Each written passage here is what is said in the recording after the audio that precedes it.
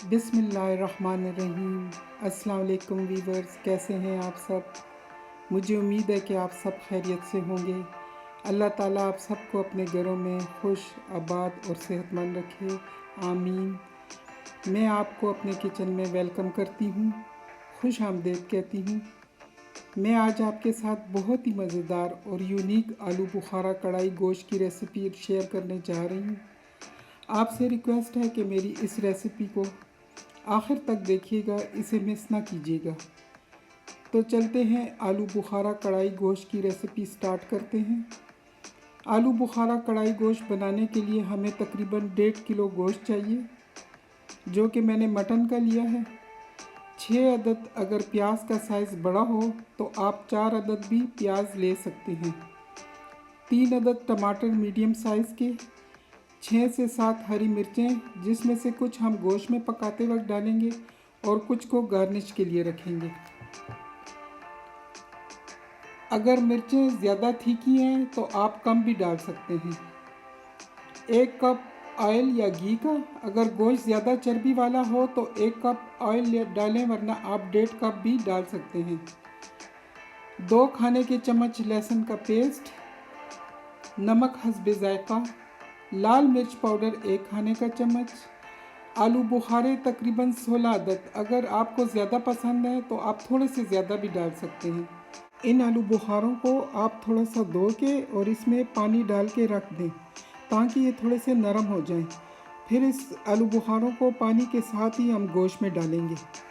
और ये मैंने आधा कप धनिया लिया है और आधा कप कटी अदरक ली है, जो हम आखिर में गार्निश के लिए डालेंगे।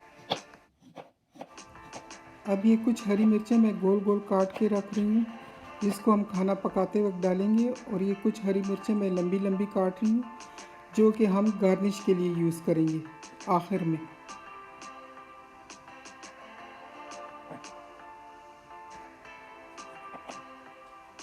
अब इस टमाटरों को भी मैं काट रही हूँ, इसके सिरे हटा रही हूँ।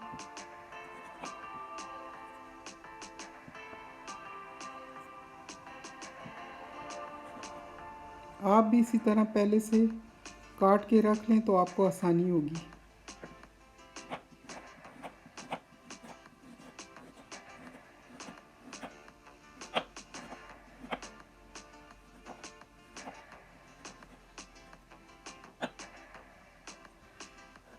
मैं हमेशा पहले से टमाटर काट के रख देती हूँ, जिसकी वजह से खाना पकाने में आसानी हो जाती है।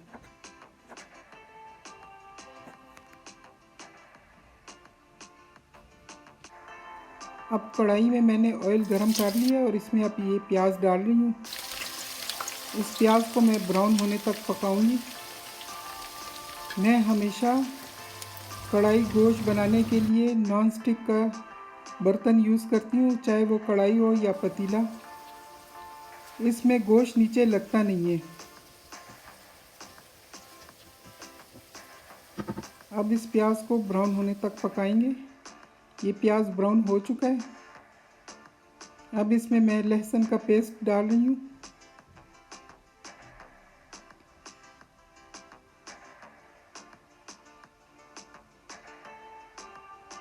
इसको थोड़ा हिला लेते हैं।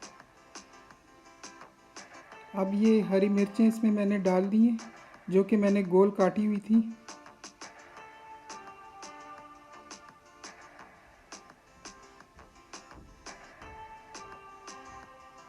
अब सबसे पहले मैं इस गोश्त में नमक डाल लेती हूँ।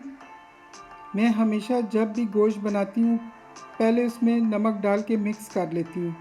इससे गोश्त का जायका बहुत अच्छा और नमकीन आता है। अब इसमें मैं ये गोश्त डाल रही हूँ। सबसे पहले मैंने प्याज ब्राउन किया था, लहसुन डाला था, हरी मिर्चें डाली थी, गोश्त में नमक मिला के डाल रही हूँ।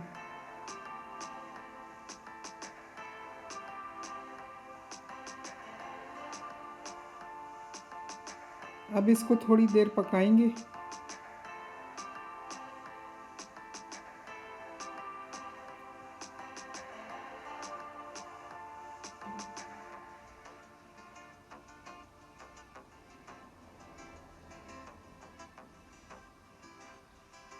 इसको बग़ैर ढक्कन इस तरह पकाएंगे थोड़ी देर के लिए।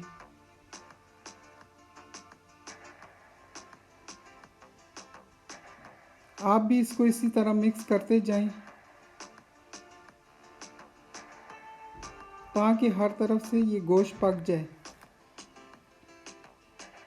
अब इस पे मैं ढक्कन लगा के तकरीबन 5 से 6 मिनट रख देती हूँ।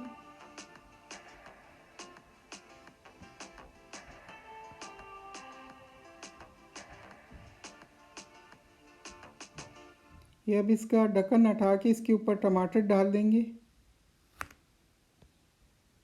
अब ये सारे टमाटर मैंने इसमें डाल दिए, लेकिन आपने बिल्कुल भी इसमें चमचा नहीं हिलाना।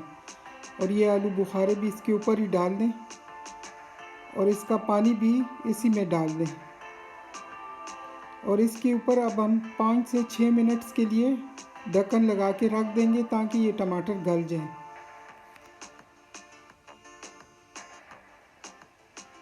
अब ये 5 से 6 मिनट गुज़र चुके हैं और टमाटर गल गए हैं। अब आप इसमें लाल मिर्च पाउडर 1 चम्मच डाल देंगे। ये मैंने 1 चम्मच लाल मिर्च पाउडर डाल दिए और अब इसमें थोड़ा सा हम चमचा हिलाएंगे ताकि ये सब मिक्स हो जाए। और चूल्हा आहिस्ता रखें क्योंकि इसी पानी में अब हमने गोश्त को गलाना है। इसको अब मैं तकरीबन आधे घंटे के लिए ढक्कन लगा के रख रही हूँ। अगर आपका गोश्त बहुत सख्त है तो आप आधे घंटे से ज़्यादा रख सकते हैं और थोड़ा सा पानी भी डाल सकते हैं, लेकिन चूल्हे को आहिस्ता रखें ताकि गोश्त गल जाए। अब देखें ये गोश्त गल चुका है, ये अब पक चुका है। अब इसको थोड़ा सा मिक्स करके इसके ऊपर मैं अब हरी मिर्चें डाल रही हूँ गार्निश के लिए। और मिर्चें डालने के बाद अब फिर थोड़ा सा इसमें मैं चमचा हिलाऊंगी ताकि ये मिर्चें थोड़ी सी मिक्स हो जाएं। और इसको अब मैं डिश आउट भी करूँगी क्योंकि ये गोश्त पक चुका है।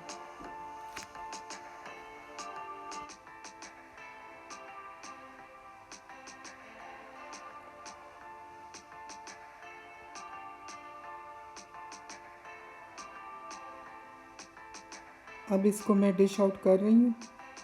ये बहुत ही मज़ेदार रेसिपी है, प्लीज़ आप इसको ज़रूर ट्राई कीजिएगा और मैं आगे भी आपके लिए इसी तरह अच्छी अच्छी रेसिपियाँ लेके आऊँगी।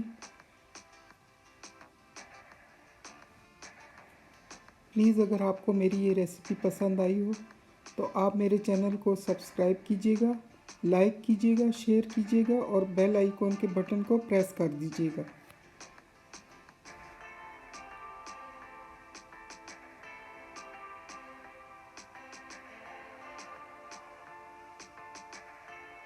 अब मैं इसके ऊपर कटा हुआ हरा धनिया और अदरक डाल रही हूँ।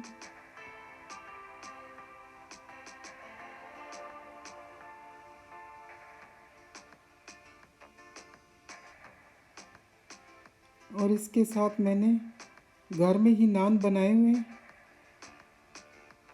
अगर आपको ये नान पसंद है तो आप मुझे कमेंट्स में लिख दीजिएगा, इसकी रेसिपी मैं आपके साथ शेयर कर दूँगी। ये बहुत ही नरम और मुलायम नान बनते हैं। इसको आप बना के फ्रिज में भी रख सकते हैं।